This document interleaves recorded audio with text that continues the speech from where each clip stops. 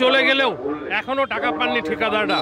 2021 এবং 2024 সালে যে নির্বাচন হয়েছিল সেই নির্বাচনের বিভিন্ন প্যান্ডেল অর্থাৎ কেন্দ্রীয় বাহিনী যে সমস্ত জায়গায় ছিল সেখানকার খাওয়া দাওয়া ব্যবস্থা সহ বিভিন্ন ডেকোরেশনের ব্যবস্থা করেছিলেন মুর্শিদাবাদের ঠিকাদাররা, এবং প্রায় 25 কোটি টাকা পাবেন মুর্শিদাবাদ জেলার ঠিকাদাররা।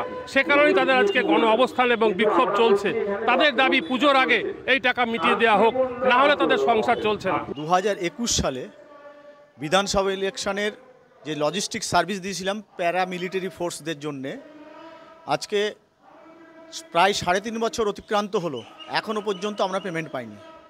আমাদের মুর্শিদাবাদ জেলায় প্রায় 250 ঠিকাদার এই কাজটা করেছে। কেউ 10 লাখ, কেউ 50 লাখ, কেউ 30 লাখ, 15 লাখ পাবে।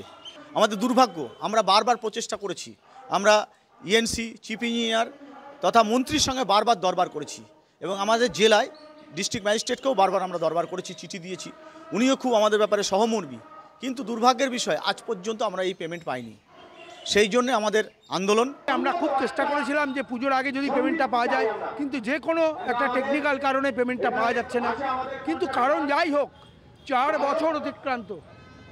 আমরা দপ্তরের কাছে এইটুকু মানবিকতা আশা করেছিলাম যে আমাদের এই অন্তত এই প্রান্তিক ঠিকাদারদের কথা ভেবে, ছোট ছোট ঠিকাদারদের কথা ভেবে সরকার এই পেমেন্টগুলো করে দিন। কিন্তু অত্যন্ত পরিতাপের বিষয়, আক্ষেপের বিষয় যে বাঙালির সবচেয়ে বড় উৎসব দুর্গাপুজো, তার সামনে এসেও আমাদের সদস্যরা এই টাকাগুলো পেলেন না।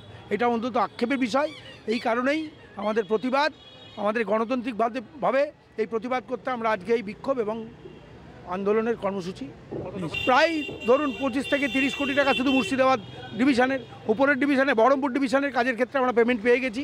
এখন দেখার কারিগরি দপ্তর কবে তাদের এই টাকা মেটায়।